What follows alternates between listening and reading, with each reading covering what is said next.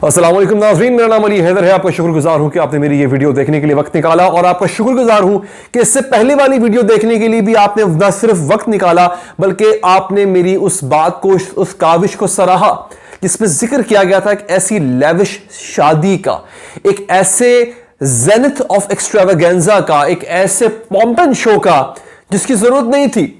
वो शादी जो करोड़ों रुपए में की गई, जिसकी सजावट पर करोड़ों रुपए लगाए गए, उस वीडियो को आपने देखा, आपने सराहा, आपने उस पर कमेंट्स दिए।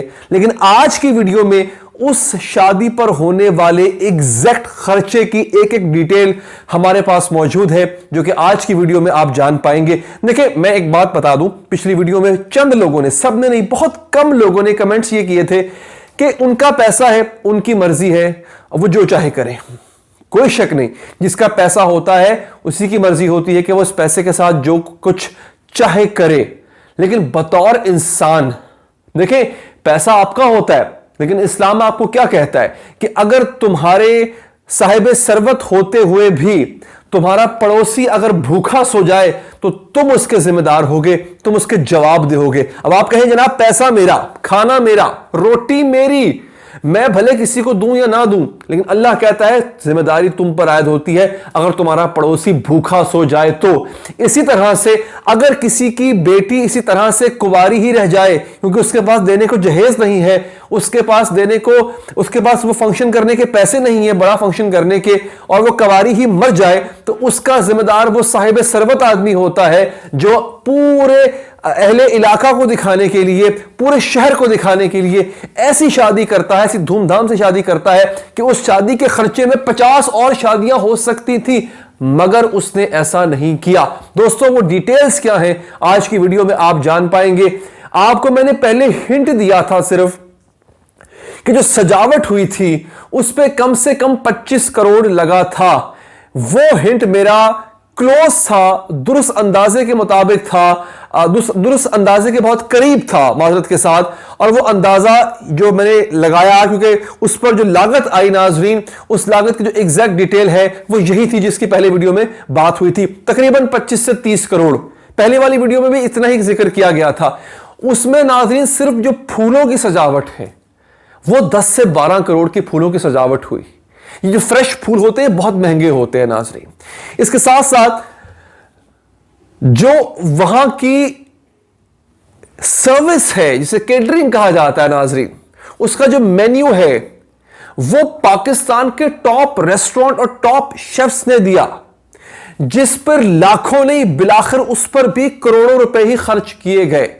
और इस शादी की सबसे इंपॉर्टेंट बात यह है नाजरीन, जो कि एक अफवाह है, जो कि एक झूठ है, जो कि एक गलत बयानी है, वो ये कि इस पर मौलाना तारिक जमील साहब ने इस शादी में शिरकत के लिए और निकाह पढ़ाने के लिए 10 लाख रुपए डिमांड किए थे और 10 लाख रुपए उनको दिए गए।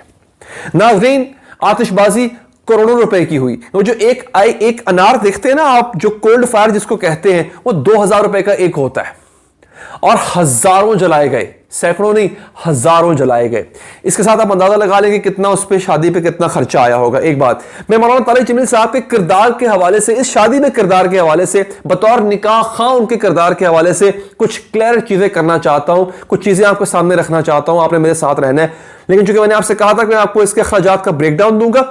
ब्रेकडाउन ये है, कम से कम 5 से 6 करोड़ रुपया जो है वो फ्लावर्स का, फूलों का, फ्रेश फ्लावर्स का। उसके बाद कम से कम 2.5 करोड़ रुपया जो है वो 2 फनकारों ने लिया, आतिफ असलम और राहत फतेह अली खान, इसलिए उनको एफबीआर का नोटिस भी चला गया। ठीक हो गया। फोटोग्राफी पर कम से कम 90 लाख रुपया खर्चा आया है। सिर्फ तस्वीरें खींचने पर कहा जा रहा है कि 90 लाख रुपया खर्चा आया है। इसमें 1-2 नामी ग्रामी फोटोग्राफर्स शामिल है।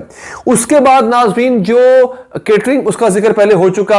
फिर जो लाइटनिंग है, मतलब जो जो जो बरकी कुमकुमों से सजाया गया, वो काम भी लाखों में जाके पड़ता है। बहुत महंगा काम किया गया। एक केक था उस शादी का, जो हैंगिंग केक था। ये वो केक्स होते हैं नाजरीन जिनकी पर पाउंड जो कीमत है, पर पाउंड वो 25 से 30 हजार रुपए होती है। और जब ये केक, अगर आप उस केक को देखें, वो कम से कम भी कोई 50-60 पाउंड का केक है। अब ये से अंदाजा लगा लें उस एक केक की कितनी कीमत जो है वो होगी। खैर, एफबीआर पीछे है जी, एफबीआर तहकीकात कर रहा है कि ये पैसा कैसे खर्च हुआ, इतना पैसा कहां से खर्च हुआ, ये सब चीजें की जा रही हैं। लेकिन नाजरीन, मौलाना तारिक जमील उनके किरदार को इस पूरे फियास्को में खराब करने की कोशिश की गई। मुझसे कई लोगों ने पिछली वीडियो में, जिसका लिंक ऊपर मौजूद है, पूछा भी कि आपने मौलाना तारिक जमील के किरदार पर बात क्यों नहीं की। पहली बात तो यह, मैं कौन होता हूं उनके किरदार पर बात करने वाला।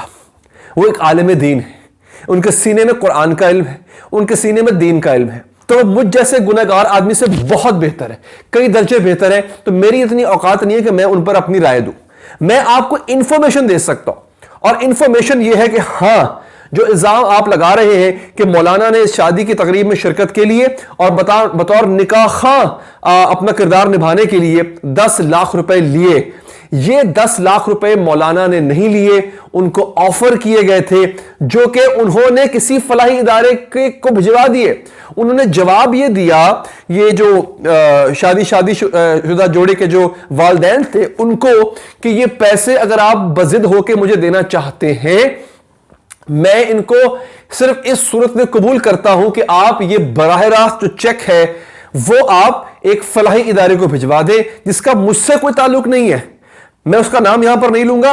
मौलाना से उस फलाही इदारे का दूर दूर तक कोई ताल्लुक नहीं है। तो ये जो पैसे हैं ये बराह रास्त उन फलाही इदारे में काम करने वाले लोगों के लिए भिजवाए गए, जो कि आगे जाके मजीद गरीबों की, मुफलिसों की हेल्प करेंगे। मौलाना पर लगने वाले ये इल्जाम इंतहाई गलत है, इंतहाई लगव है, इंतहाई झूठा है। क्योंकि जब जब हमने ये देखा है, मौलाना पर एक इल्जाम आप लोग लगाया करते हैं कि जनाब ये तो सिर्फ अमीरों के मौलाना हैं, गरीबों के पास तो के लिए तो इनके पास टाइम ही नहीं है। एक बात मेरी याद रखिएगा, हर शख्स ने कोई ना कोई बीड़ा उठाया होता है, और ये जो अमीर ज़ादे होते हैं, ये जो फिल्थी रिच होते हैं ना, आप यकीन कीजिए ये इस्लाम और इस्लामी कदरों से इतना दूर हो चुके होते हैं। दोस्तों, मैं सबकी बात नहीं कर रहा, लेकिन इनमें से अक्सर की तादाद ऐसी होती है, अपने आप को इतना मॉडर्नाइज कर चुके होते हैं। उन मॉडर्नाइज लोगों को वापस लाने के लिए मौलाना तारिक जमील जैसे लोग मैदान में उतरे हैं, और वो बहुत अच्छा काम कर रहे हैं। गरीब के पास तो अल्लाह पहले ही होता है, गरीब का मौलवी की जरूरत क्या है?